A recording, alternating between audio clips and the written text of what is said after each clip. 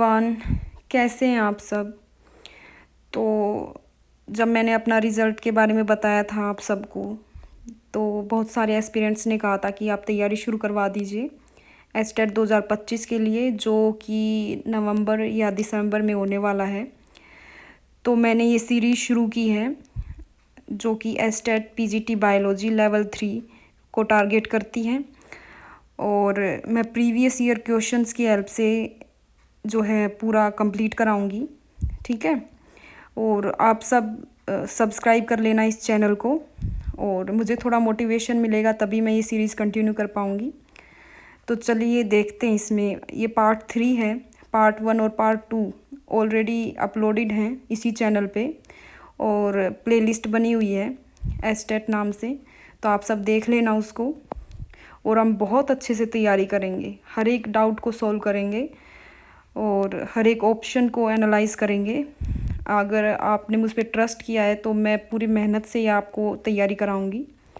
ठीक है, तो अपना 110 तक क्वेश्चन हो चुके थे। ठीक है, तो अपना नेक्स्ट क्वेश्चन है, dormancy of seeds is caused by. जो सीड के अंदर डोरमेंसी होती है ना, वो किसकी वजह से होती है। पहला ऑप्शन है impermeability of seed coats to water and oxygen. जो सीड कोट होते हैं वो वाटर और ऑक्सीजन को सीड के अंदर नहीं जाने देते, क्या इसकी वजह से डोरमेंसी होती है। नेक्स्ट ऑप्शन है immaturity of embryo. Immature embryo की वजह से डोरमेंसी होती है। थर्ड है जर्मिनेशन इनहिबिटर। जो ये हॉर्मोन्स वगैरह होते हैं जर्मिनेट नहीं होने देते जो सीड को, क्या उनकी वजह से डोरमेंसी होते हैं, या फिर सभी ऑप्शन करेक्ट हैं।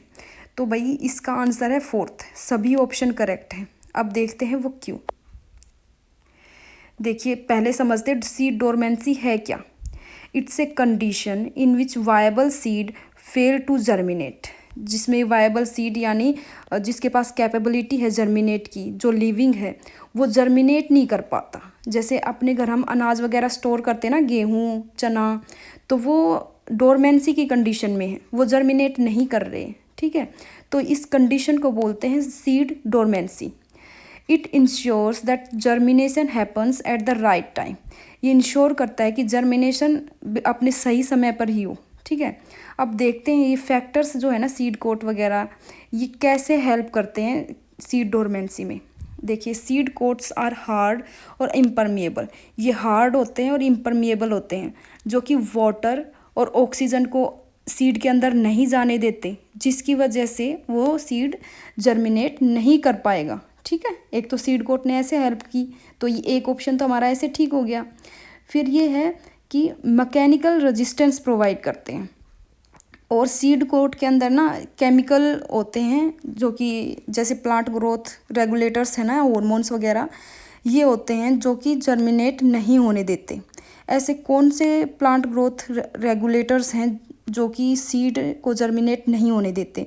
तो पहला है ABA। ABA शॉर्ट फॉर्म है अब्सिसिक एसिड की, जिसको स्ट्रेस हार्मोन कहते हैं। अगर सीड के अंदर ज़्यादा ABA है ना, तो सीड जर्मिनेट नहीं करेगा। ये डोरमेंसी को प्रमोट करते हैं।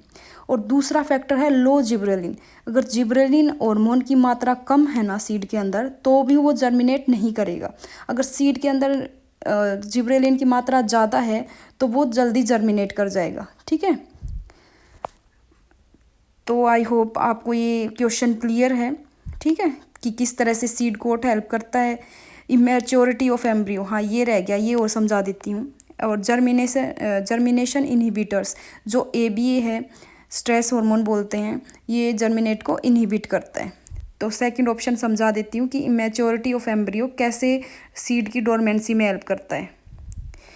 देखिए कई सारी ऐसी प्लांट स्पीसीज़ होती हैं जो अपने सीड्स ऐसे टाइम पे शेड कर देती हैं जब उसमें एम्ब्रियो फुली डेवलप नहीं होता। ठीक है, तो ऐसे सीड के अंदर एम्ब्रियो छोटा होता है और जर्मिनेशन के लिए रेडी नहीं होता, तो इसको टाइम चाहिए होता है अच्छे से डेवलप होने के लिए एम्ब्रियो को। तो इसीलिए इसको ये ना हेल्प करता है डोरमेंसी में, क्योंकि अगर एम्ब्रियो ही डेवलप नहीं होएगा अच्छे से तो वो सीड जर्मिनेट नहीं करेगा, और ये करेगा सीड डोरमेंसी को प्रमोट। ठीक है, तो आपको आई होप तीनों ऑप्शन आपको समझ आ गए कि कैसे ये सीड डोरमेंसी में जो है हेल्प करते हैं। इम्पोर्टेंट टॉपिक है ये, इसका एक क्वेश्चन पहले भी मैं करवा चुकी हूँ, ठीक है, पिछली वीडियो में होगा शायद, ठीक है। तो ये एक इम्पोर्टेंट टॉपिक है, जहाँ से क्वेश्चन बार बार रिपीट हो रहे हैं ना, वो मैं बताती चलूँगी कि कौन कौन सा इम्पोर्टेंट टॉपिक है, ठीक है। अगर आपको कोई डाउट हो ना तो कमेंट में ज़रूर बताना, मैं अच्छे से समझा दूँगी फिर उसको। तो अपना नेक्स्ट क्वेश्चन पे कर चलते हैं। विच of the following statements is not true for bryophyte. Bryophytes के लिए स्टेटमेंट्स दे रखी हैं, कौन सी ट्रू नहीं है वो हमें बतानी है। पहला ऑप्शन है sporophytic phase is dependent upon the gametophytic phase. बिल्कुल सही बात है भाई, जो ब्रायोफाइट होते हैं ना इनके अंदर गैमेटोफाइटिक फेज डोमिनेंट होता है, और जो स्पोरोफाइट है ना गैमेटोफाइट से अटैच होता है, उसका इंडिपेंडेंट एग्जिस्टेंस नहीं होता, वो न्यूट्रिशन के लिए हमेशा गैमेटोफाइट पे डिपेंड करता है, ठीक है। इसलिए हमारा पहला तो सही हो गया, ठीक है। फिर दूसरा है water is necessary for fertilisation. ये भी बिल्कुल सही बात है, वाटर नेसेसरी है फर्टिलाइजेशन के लिए, बिल्कुल सही बात है ये। और थर्ड है only the spore mother cell undergo meiosis. ये भी बिल्कुल सही बात है। अब मैं नेक्स्ट स्लाइड पे समझाने वाली हूँ ये सारी बातें कि ये सब बातें कैसे सही हैं। और फोर्थ ऑप्शन है sexual reproduction is of anisogamous type. बिल्कुल ये बात गलत है, क्योंकि जो सेक्सुअल रिप्रोडक्शन है ना वो ब्रायोफाइट्स के अंदर ऊगैमस टाइप का होता है। अब बाकी ऑप्शंस अपन समझ लेते कि वो क्यों गलत है, आई मीन वो क्यों सही है और फोर्थ वाला क्यों गलत है, क्योंकि हमें तो इसमें गलत वाला बताना था ना। तो ये आइए देखते हैं इसमें क्या है। तो स्टेटमेंट 1 ट्रू है कि भाई स्पोरोफाइट है ना गैमेटोफाइट पे डिपेंड करता है। देखिए गैमेटोफाइट जो है ना वो हैप्लोइड जनरेशन का है, हैप्लोइड नेचर का है, ठीक है। और ये डोमिनेंट है, ब्रायोफाइट्स में गैमेटोफाइटिक जो फेज है वो डोमिनेंट होता है, ठीक है। और इंडिपेंडेंट होता है, वो किसी पे डिपेंड नहीं करता, ठीक है। और स्पोरोफाइटिक है ना वो डिप्लॉयड नेचर का होता है, ठीक है। उस पर 2n होती है इसकी प्लॉइडी, ठीक है। ये जो जब डेवलप होता है ना तो ये गैमेटोफाइट से अटैच ही रहता है, इससे अलग नहीं होता, इसका इंडिपेंडेंट एग्जिस्टेंस नहीं है, ठीक है। फर्टिलाइजेशन के बाद जब ये डेवलप होता है तो ये गैमेटोफाइट से अटैच ही रहता है, ठीक है। और ये क्योंकि इसका इंडिपेंडेंट एग्जिस्टेंस नहीं है तो ये अपने न्यूट्रिशन और सपोर्ट एनकरेज के लिए जो है गैमेटोफाइट पे ही डिपेंड करता है, ठीक है। इसलिए पहली स्टेटमेंट तो ट्रू होगी अपनी। अब नेक्स्ट स्टेटमेंट पे चलते हैं। नेक्स्ट था कि water is necessary for fertilisation in bryophytes. ये बिल्कुल सही बात है। जो ब्रायोफाइट्स के अंदर जो मेल गैमेट होते हैं ना उनको एंथीरोजोइड बोलते हैं, ठीक है। इनको ना स्विम करके एंथ्रीडियम से आर्किगोनियम जो कि फीमेल गैमेटोफाइट है ना उधर जाना होता है, ठीक है। और उसके लिए आप इसको ना वाटर की रिक्वायरमेंट होती है, बिना वाटर इनका फर्टिलाइजेशन नहीं होता, ठीक है। इसलिए तो इनको एम्फीबियन ऑफ प्लांट किंगडम बोलते हैं, ठीक है। तो water is necessary for fertilisation, bryophytes के अंदर water is necessary for fertilisation. तो अपनी सेकंड स्टेटमेंट भी सही होगी। अब नेक्स्ट स्टेटमेंट चलते हैं। Only spore mother cells undergo meiosis. बिल्कुल सही बात है भाई, जैसे कि मैंने पहले बताया गैमेटोफाइट का प्लॉइडी होता है एन, और स्पोरोफाइट है जो उसकी सेल है एक स्पोर मदर सेल, इसका प्लॉइडी होता है 2n, ठीक है। तो मियोसिस सिर्फ स्पोर मदर सेल्स में ही होता है, ठीक है। ये एप्लॉइड स्पोर प्रोड्यूस करती है आफ्टर मियोसिस, ठीक है। ये स्पोर जो है ना जब जर्मिनेट होते हैं तो वो गैमेटोफाइट बनाते हैं, ठीक है। ये जो आप देख रहे हो ना कि स्पोर मदर सेल में मियोसिस हो रहा है, ये क्यों एसेंशियल है, ताकि अल्टरनेशन ऑफ जनरेशन मेंटेन रह सके, ठीक है। तो स्पोर मदर सेल्स ही मियोसिस करती है क्योंकि इसका प्लॉइडी लेवल 2n है, और अल्टरनेशन ऑफ जनरेशन को मेंटेन करने के लिए स्पोर मदर सेल्स ही मियोसिस करती है, ठीक है। आई होप आपको तीनों ही स्टेटमेंट क्लियर हैं अब, ठीक है। तो इसीलिए फोर्थ स्टेटमेंट गलत है, क्योंकि बाकी तीन ठीक है और फोर्थ में कहा गया है कि ये anisogamous type of sexual reproduction show करते हैं, जबकि सच ये है कि जो ब्रायोफाइट्स हैं ना वो oogamous type of sexual reproduction show करते हैं, ठीक है। ऊगैमस में क्या होता है, जो मेल गैमेट होता है ना वो मोटाइल होता है और छोटा होता है, जो फीमेल गैमेटोफाइट है ना वो बड़ा होता है और नॉन मोटाइल होता है। तो इस तरह के रिप्रोडक्शन को एनाइसोगैमस रिप्रोडक्शन बोला जाता है। ठीक है, अब नेक्स्ट क्वेश्चन पे चलते हैं। इसमें मैच करना है, ये अपना जो है इकोनॉमिक बॉटनी से लिया गया है ये क्वेश्चन, जिसमें हमें कुछ ड्रग्स दिए गए हैं, कुछ प्रोडक्ट्स दिए गए हैं, और वो प्लांट के कौन से पार्ट से ऑब्टेन्ड होते हैं इनके बारे में पूछा गया है। तो पहला है कुनीन, ये एक एंटी मलेरियल ड्रग है। ठीक है, फिर दूसरा है कॉफ़ी, आप कॉफ़ी एंड टी आप सब जानते हैं, और फिर है हींग जो अपने खाने में इस्तेमाल करते हैं ना स्पाइसेस में।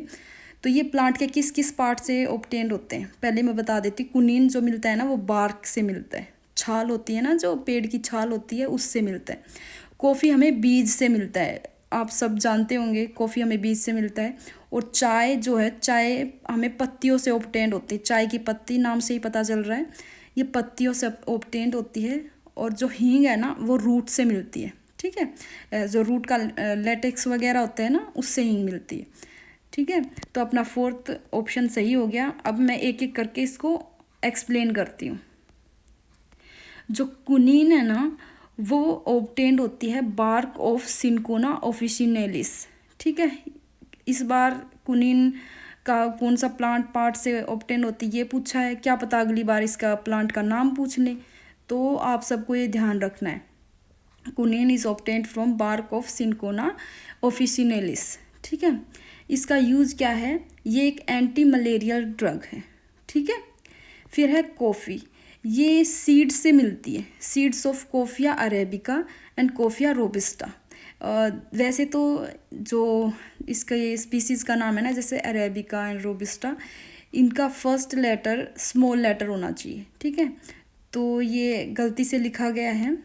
ठीक है, आप जब भी कोई साइंटिफिक नेम लिखते हैं तो जो इसकी जीनस है उसका नाम शुरू होता है कैपिटल लेटर से और स्पीसीज़ का नाम शुरू होता है स्मॉल लेटर से, आप ये हमेशा ध्यान रखिए। ठीक है, फिर है T, T is obtained from leaves and leaf buds, पत्तों से मिलती है ये टी, और इसका प्लांट है कैमेलिया साइनेंसिस। ठीक है, फिर एक और कॉन्सेप्ट है, ये नेट में पूछा गया था, मुझे याद है अभी भी जब मैंने एग्ज़ाम दिया था।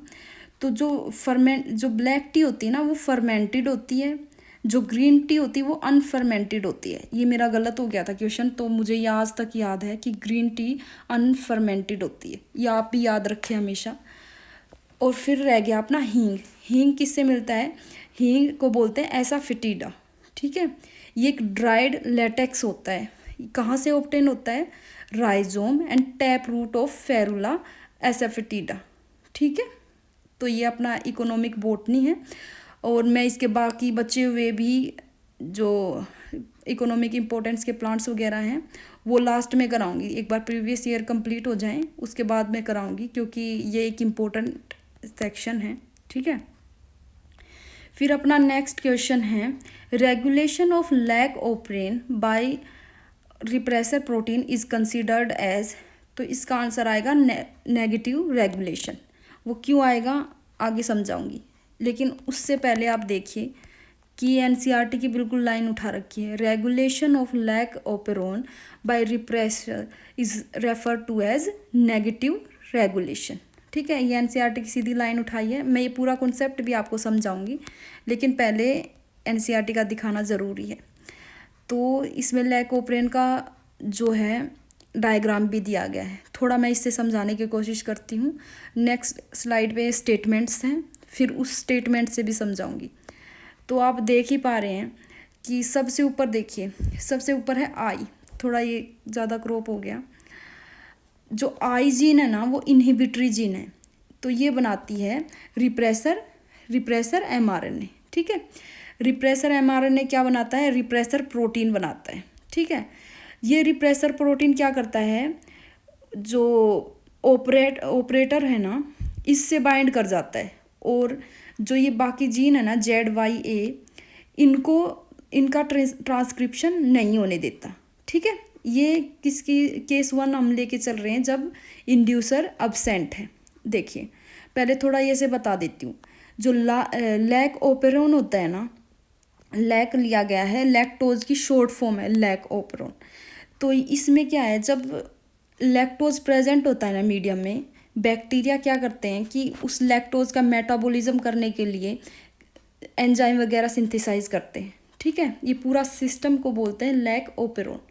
ठीक है, अगर लैक्टोज प्रेजेंट नहीं है ना इसमें मीडियम में, तो ये लैक ओपेरोन को ऑफ रहना पड़ता है। लेकिन जब ये लैक्टोज प्रेजेंट होती है मीडियम में, तो लैक ओपेरोन ऑन हो जाता है। ठीक है, जब ये ऑफ है मतलब लैक्टोज अब्सेंट है। ठीक है, यहाँ पर इंड्यूसर की तरह कौन काम कर रहा है, एलो लैक्टोज। ठीक है, तो ये अभी लैक्टोज नहीं है मीडियम में, तो इसके मेटाबॉलिज्म की क्या ज़रूरत है, तो लैक ओपेरोन तो ऑफ रहेगा। तो आइजिन सिंथेसाइज करेगी रिप्रेसर mRNA, वो रिप्रेसर प्रोटीन बनाएगा, वो प्रोटीन बाइंड करेगी ऑपरेटर से, और इसका जो ZYA जीन है ना, इनका सिंथेसिस नहीं होने देगी, तो लैक ओपेरोन ऑफ रहेगा। अब सेकंड केस देखते हैं अपन, in the presence of inducer, यानी लैक्टोज प्रेजेंट है। ठीक है, तो आइजिन ने तो अपना काम किया, रिप्रेसर mRNA बनाया, रिप्रेसर mRNA से रिप्रेसर प्रोटीन बनाए, लेकिन क्योंकि अब लैक्टोज प्रेजेंट है तो इसकी फॉर्म है एक स्पेसिफिकली एलो लैक्टोज। तो एलो लैक्टोज आके बाइंड करेगी रिप्रेसर प्रोटीन से। ठीक है, और इस प्रोटीन को इनएक्टिव कर देगी। इनएक्टिव कर देगी तो अपना ऑपरेटर से बाइंड नहीं हो पाएगा, ऑपरेटर अब फ्री है, तो ये RNA पॉलीमरेज आराम से ZYA जीन को सिंथेसाइज करेगा। ये लैक mRNA बनाएंगे, फिर इससे बनेगा Z जीन जो बनाती है वो बीटा गैलेक्टोसाइडेज बनाती है, Y जीन बनाती है परमिएज, और A जीन बनाती है ट्रांस एसिटाइलिस, और अपना लैक्टोज का मेटाबॉलिज्म शुरू हो जाएगा। तो पूरी कहानी ये लैक ओपेरोन की ये है। ठीक है, ये NCERT का ही डायग्राम है। आगे मैं आपको स्टेटमेंट से समझाती हूँ। चलते हैं नेक्स्ट स्लाइड पे। Lac repressor protein lac I is bound to operator region of lac operon in the absence of lactose. जब लैक्टोज अब्सेंट होती है ना, तो लैक आई जीन जो वो बनाती है, रिप्रेसर बनाती है, वो रिप्रेसर ऑपरेटर से बाइंड हो जाता है और RNA पॉलीमरेज अपना काम नहीं कर पाता है। उसका काम है ZYA जीन को सिंथेसाइज करना। ठीक है, ये तो केस 1 हो गया। It prevents RNA polymerase from transcribing the downstream structural gene LAC-Z, LAC-Y and LAC-A। ठीक है, क्योंकि लैक्टोज नहीं है तो इन एंजाइम्स का क्या काम है। ठीक है, फिर default stage is of because transcription is being blocked by repressor. जो इसकी डिफ़ॉल्ट स्टेट है ना, वो हमेशा ऑफ रहना ही है, क्योंकि ये तभी ऑन होएगा जब लैक्टोज प्रेजेंट है। ठीक है, अब दूसरा केस देखते हैं। When lactose is present specifically allolactose as an inducer. जो एलो लैक्टोज है ना, स्पेसिफिकली एलो लैक्टोज, ये इंड्यूसर की तरह काम करती है। It binds to repressor protein and cause conformational change in it. तो ये एलो लैक्टोज क्या करती है, रिप्रेसर प्रोटीन से बाइंड कर जाती है और इसके अंदर इसकी जो स्ट्रक्चर है उसमें चेंज कर देती है, जिसकी वजह से ये ऑपरेटर से बाइंड नहीं हो पाती है। ठीक है, it allows RNA polymerase to transcribe these genes. तो ये ऑपरेटर से बाइंड नहीं हो पाई तो RNA पॉलीमरेज अब अपना काम करेगा, और ये जो लैक ओपेरोन की जो जीन है ZYA, LAC-Z, LAC-Y और LAC-A, तो ये इनका ट्रांसक्रिप्शन हो जाएगा और अपना लैक्टोज का मेटाबॉलिज्म हो जाएगा। ठीक है, तो ये इसीलिए नेगेटिव रेगुलेशन कहलाता है लैक ओपेरोन। तो since the regulator the repressor protein prevents transcription unless inactivated, this is called negative regulation. इसीलिए इसी लैक ओपेरोन को नेगेटिव रेगुलेशन कहा जाता है। और भी एग्जांपल है नेगेटिव रेगुलेशन के। TRP ओपेरोन भी नेगेटिव रेगुलेशन का एग्जांपल है। TRP यानी ट्रिप्टोफैन। गैल ओपेरोन है जो, वो भी नेगेटिव रेगुलेशन का है, और ARA ओपेरोन भी। जो गैल ओपेरोन है ये गैलेक्टोज ओपेरोन है। ठीक है, ARA एरा ओपेरोन है, ये अरेबिनोज के लिए है। जो ट्रिप्टोफैन है ना, वो एक अमीनो एसिड है। गैलेक्टोज एक हेक्सोज शुगर है और अरेबिनोज एक पेंटोज शुगर है। ठीक है। और ये ओपेरोन इनके मेटाबॉलिज्म के लिए काम करते हैं, ठीक है। आई होप आपको ये सब समझ आ गया है, ठीक है। तो चलिए अपने क्वेश्चन पे, क्या कह रहा था क्वेश्चन कि regulation of lac operon by repressor protein is considered as negative regulation, ठीक है। देखिए मैंने एनसीईआरटी का भी डायग्राम दिखाया है, स्टेटमेंट्स वाइज भी समझाया है, फिर भी अगर आपको समझ ना आए तो मैं ये लैक ओपेरोन अलग से करवा दूंगी, आप बस कमेंट में बता देना मुझे। तो नेक्स्ट क्वेश्चन है, which of the following is a sex linked Mendelian disorder. तो मेंडेलियन डिसऑर्डर कौन सा है इसमें, ये सारे ही मेंडेलियन डिसऑर्डर है, phenylketonuria, haemophilia, sickle cell anaemia, thalassaemia, ये सारे ही मेंडेलियन डिसऑर्डर हैं। लेकिन इसने पूछा है सेक्स लिंक्ड मेंडेलियन डिसऑर्डर, तो ये सेक्स लिंक्ड मेंडेलियन डिसऑर्डर है हीमोफीलिया, ठीक है। अब मैं समझाती हूँ पूरा एक एक ऑप्शन अच्छे से। पहले समझते हैं मेंडेलियन डिसऑर्डर कौन से होते हैं और नॉन मेंडेलियन डिसऑर्डर कौन से होते हैं। जो मेंडेलियन डिसऑर्डर होते हैं ना, म्यूटेशन इन सिंगल जीन में जब म्यूटेशन होता है ना तो वो मेंडेलियन डिसऑर्डर कोज करते हैं, ठीक है। लेकिन जब म्यूटेशन इन मल्टीपल जीन होता है ना और क्रोमोसोमल अबनॉर्मेलिटी या फिर इन्वायरमेंट से इन्फ्लुएंस होकर कोई डिजीज़ होता है तो वो नॉन मेंडेलियन डिसऑर्डर को जनरेट करता है, ठीक है। फिर है जो मेंडेलियन डिसऑर्डर ना, ये मेंडल्स लॉ को फॉलो करते हैं, जैसे कि डोमिनेंट कोई डिजीज़ है, रिसेसिव है, सेक्स लिंक्ड है, ठीक है, ये मेंडेलियन डिसऑर्डर को फॉलो कर रहे हैं। लेकिन ये जो नॉन मेंडेलियन डिसऑर्डर है ना, मेंडल्स लॉ को फॉलो नहीं करते। तो इसके टाइप कौन से हैं, मेंडेलियन डिसऑर्डर के कौन कौन से टाइप हैं, ऑटोसोमल डोमिनेंट, ऑटोसोमल रिसेसिव और sex linked, either x linked और वाई लिंक्ड, ठीक है। ये सारी स्टेटमेंट्स इम्पोर्टेंट है, हर एक वर्ड इम्पोर्टेंट है, ठीक है। और ये पीडीएफ भी आपको मैं प्रोवाइड करा दूंगी, मैं एक अभी टेलीग्राम चैनल बनाऊंगी, वहाँ पर डाल दूंगी, आप ज्वाइन कर लेना, ठीक है। बता भी दूंगी टेलीग्राम चैनल का लिंक। और जो ये नॉन मेंडेलियन डिसऑर्डर है, ये पॉलीजेनिक इनहेरिटेंट होते हैं, पॉलीजेनिक इनहेरिटेंस शो करते हैं, या फिर मल्टीफैक्टोरियल डिसऑर्डर्स होते हैं। इनको क्रोमोसोमल डिसऑर्डर भी बोला जाता है, माइटोकॉन्ड्रियल इनहेरिटेंस शो करते हैं और जीनोमिक इम्प्रिंटिंग शो करते हैं, ठीक है। नेक्स्ट स्लाइड चलते हैं। मेंडेलियन और नॉन मेंडेलियन डिसऑर्डर के एग्जांपल दिए गए, क्वेश्चन तो आपको पता ही है एग्जांपल से ही आता है, तो ये अच्छे से देख लेना। सिकल सेल एनीमिया है मेंडेलियन डिसऑर्डर का एग्जांपल, ये ऑटोसोमल रिसेसिव है। सिस्टिक फाइब्रोसिस और फिनाइल कीटोन्यूरिया, पीकेयू जो यहाँ पे है, फिनाइल कीटोन्यूरिया की जो है शॉर्ट फॉर्म है, ये भी ऑटोसोमल रिसेसिव है। थैलेसीमिया है, ये भी ऑटोसोमल रिसेसिव है। हंटिंगटन डिसीज़ है ना, ये ऑटोसोमल डोमिनेंट है, ठीक है। एडी किसकी शॉर्ट फॉर्म है, ऑटोसोमल डोमिनेंट। जो हीमोफीलिया है ना, ये एक्स लिंक्ड रिसेसिव है, यानी सेक्स लिंक्ड रिसेसिव है। तो हमारा क्वेश्चन में तो यही पूछा गया था कि सेक्स लिंक्ड रिसेसिव कौन सा है, तो हीमोफीलिया जो है वो एक्स लिंक्ड रिसेसिव है। Colour blindness x linked recessive है। तो यहाँ पर दो डिजीज़ जो है ना वो सेक्स लिंक्ड है, एक हीमोफीलिया और दूसरा है कलर ब्लाइंडनेस, ठीक है। अब नॉन मेंडेलियन का एग्जांपल देखते हैं। डाउन सिंड्रोम है, ये मैंने पिछले वाले वीडियो में अच्छे से एक्सप्लेन कर रखा है, ठीक है। जो डाउन सिंड्रोम है वो ट्राइसोमी ऑफ 21 वाला क्रोमोसोम की वजह से होता है। जो टर्नर सिंड्रोम है, ये XO मिलता है इनके अंदर, यानी एक X क्रोमोसोम अब्सेंट होता है, ये फीमेल के अंदर देखा जाता है। क्लिनफेल्टर सिंड्रोम है, ये मेल के अंदर देखा जाता है और इसके अंदर XXY होता है, यानी एक एक्स्ट्रा X हमें देखने को मिलता है, तो फीमेल के कैरेक्टर्स आ जाते हैं ऐसे मेल्स के अंदर।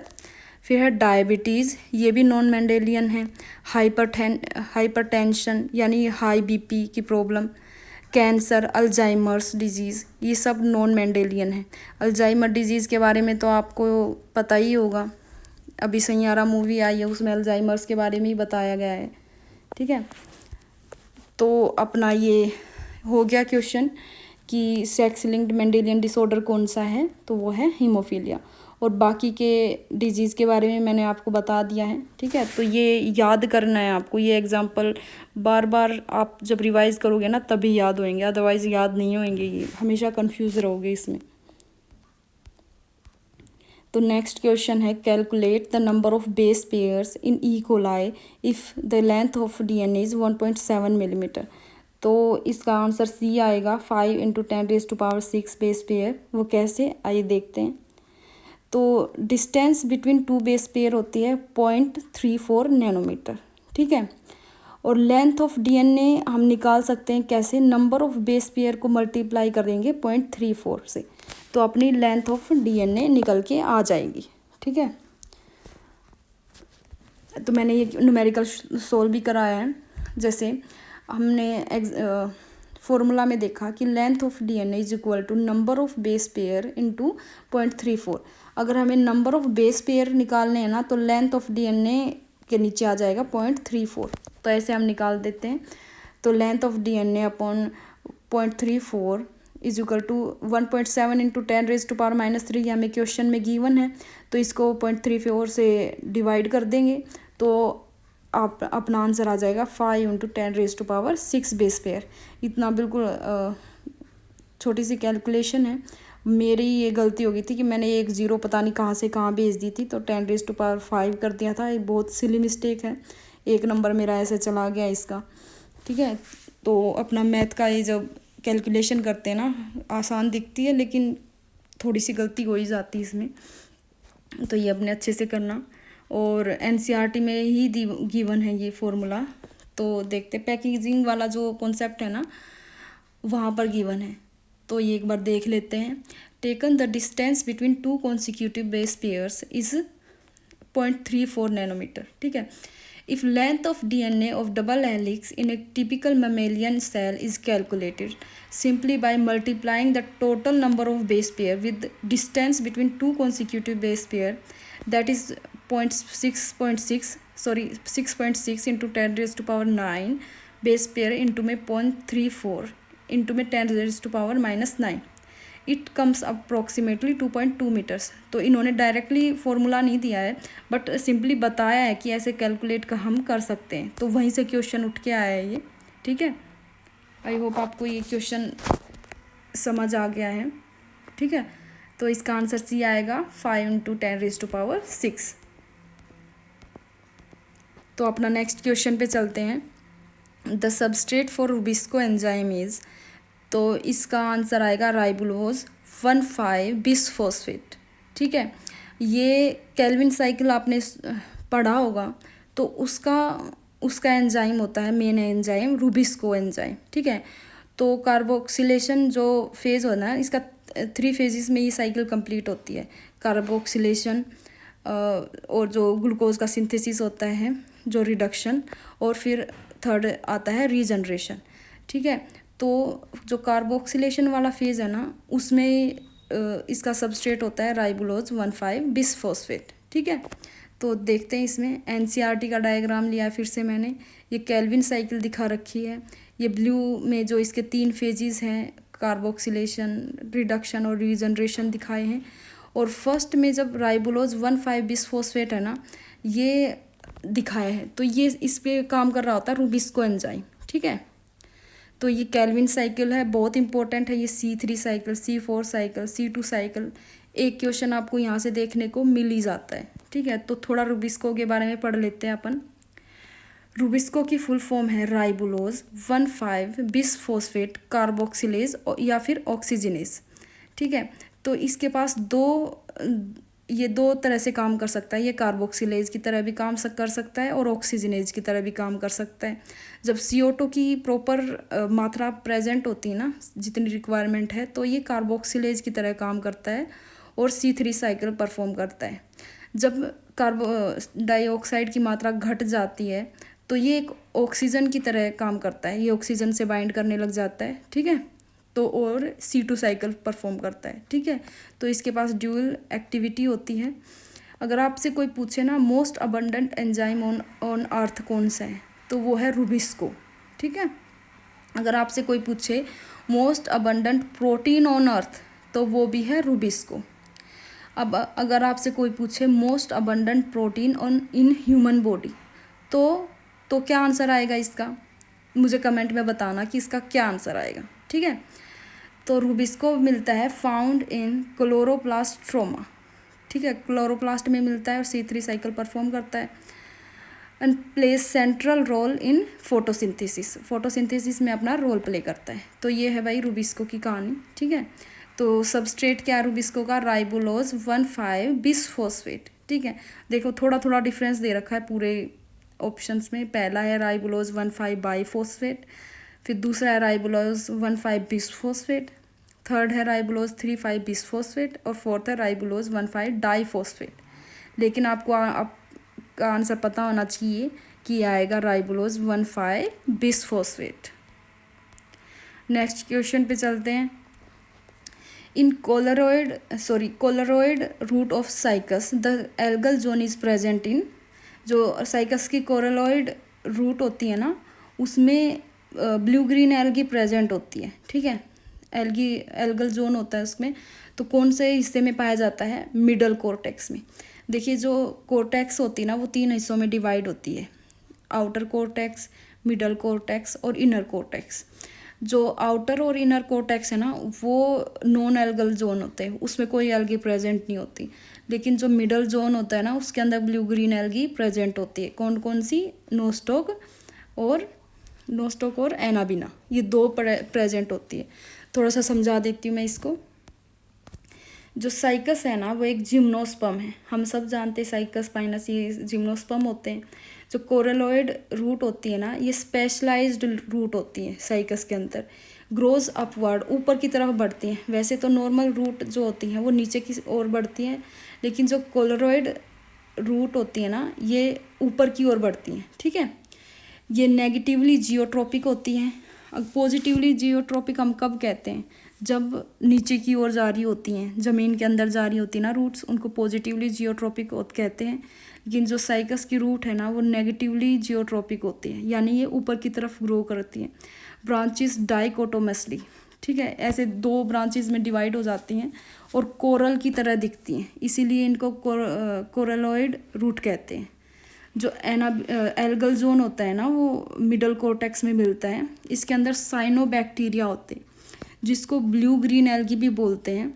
कौन कौन सी एल्गी होती है साइकस की रूट में? एक तो एनाबिना होती है और दूसरी नोस्टॉक होती है, ठीक है। ये मिडल कोर्टेक्स जो होता है एल्गल जोन होता है, ठीक है, इसके अंदर ब्लू ग्रीन एल्गी आपको देखने को मिलेगी, ठीक है। तो इसका आंसर आएगा मिडल कोर्टेक्स, ठीक है। आपको समझ आ गया ये क्वेश्चन? चलिए नेक्स्ट चलते हैं। 119 का क्वेश्चन है which of the following is A homosporous pteridophyte plant. जो टेरिडोफाइट होते हैं ना वो मोस्टली होमोस्पोरस ही होते हैं, लेकिन इसके कुछ एक्सेप्शन होते हैं। स्लेजिनेला और साल्विनिया तो आपको NCERT में देखने को मिलेगा, ये दोनों ही हिट्रोस्पोरस होते हैं, ठीक है। लेकिन इसमें एक और ऐड कर लेना, मार्सिलिया, ये भी हिट्रोस्पोरस होता है, ठीक है। स्लेजिनेला, मार्सिलिया, साल्विनिया ये तीनों ही हिट्रोस्पोरस टेरिडोफाइट है। और इसमें सिर्फ एक ही रह गया, वो है इक्विसिटम, ये है होमोस्पोरस टेरिडोफाइट, ठीक है। अब थोड़ा बता देती हूँ होमोस्पोरस और हिट्रोस्पोरस के बारे में। होमोस्पोरस है produce only 1 kind of spores, सिर्फ एक तरह के स्पोर्स जो प्रोड्यूस करते हैं उनको होमोस्पोरस बोला जाता है। Spores are morphologically and functionally similar, morphologically दिखने में भी सिमिलर होते हैं, फंक्शन भी सिमिलर परफॉर्म करते हैं। इनके एग्जाम्पल है साइलोटम, लाइकोपोडियम और इक्विसिटम। इक्विसिटम तो अपना एग्जाम्पल इसमें ऑप्शंस में दे रखा है ना, यही अपना आंसर है, ठीक है। बाकी 2 भी याद कर लेना, साइलोटम और लाइकोपोडियम, ये दोनों भी होमोस्पोरस हैं। अब हिट्रोस्पोरस देख लेते हैं। Heterosporous pteridophytes 2 type of spores, एक है माइक्रोस्पोर, एक मेगास्पोर। जो माइक्रोस्पोर होते हैं ना ये मेल गैमेटोफाइट होते हैं, मेगास्पोर जो होते हैं फीमेल गैमेटोफाइट है, यानी 2 अलग अलग तरह के स्पोर बन गए ना। इनके एग्जाम्पल है स्लेजिनेला, साल्विनिया, मार्सिलिया और अजोला, ये चारों ही जो है हिट्रोस्पोरस के एग्जाम्पल है, ठीक है।